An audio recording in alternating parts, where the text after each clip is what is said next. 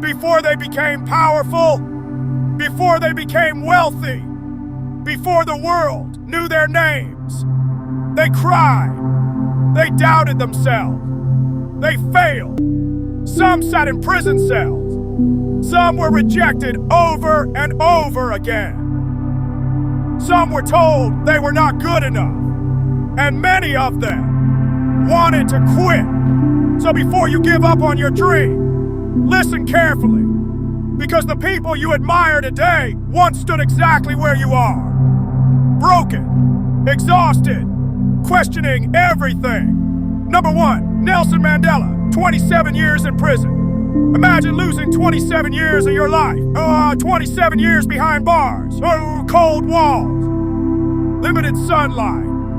Hard labor. Nelson Mandela could have walked out of prison angry, bitter, vengeful.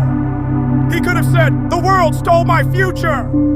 Instead, he walked out with forgiveness. He walked out with vision.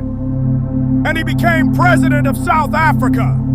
27 years in prison. And still became one of the most respected leaders in history. Your delay is not your denial. Your prison is not your final chapter. Number 2, Oprah Winfrey. Fired and told she was unfit. Oprah was fired from her job as a news anchor. They told her she was unfit for television. Imagine hearing that. Imagine being told your dream is not for you. She also grew up in poverty, faced abuse, faced rejection. She could have believed the voices. She could have quit. Instead, she built one of the most powerful media empires in the world. The same woman they said wasn't fit for TV became one of the most influential women on television. Rejection does not mean you are rejected by destiny. Number 3, Steve Jobs. Fired from his own company. Imagine building a company from nothing, pouring your heart into it, and then being fired from it. That happened to Steve Jobs. The company he co-founded, Apple, removed him. Publicly. Humiliated. He later said it was devastating. He could have disappeared. But instead, he used that pain to grow. And when he returned to Apple, he helped turn it into one of the most valuable companies in the world. Sometimes the setback is setting you up. Number 4, J.K. Rowling. Depressed, broke, rejected. J.K. Rowling once described herself as the biggest failure I knew.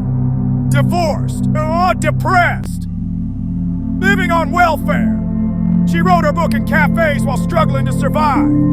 Her manuscript was rejected by multiple publishers, over and over again. Each no could have been the end, but she kept going. And that story became Harry Potter, one of the most successful book series in history.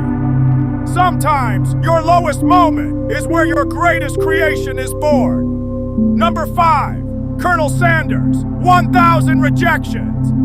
Colonel Sanders was broke in his 60s. Most people at that age are slowing down. He was starting over. He pitched his chicken recipe to restaurants. Over 1,000 times he was rejected. Imagine hearing no 1,000 times. Imagine the embarrassment, the doubt, the temptation to say, maybe it's too late for me. But he didn't quit. And he built KFC into a global brand. You are not too old. You are not too late. You are not finished. Number 6, Elon Musk. Near bankruptcy.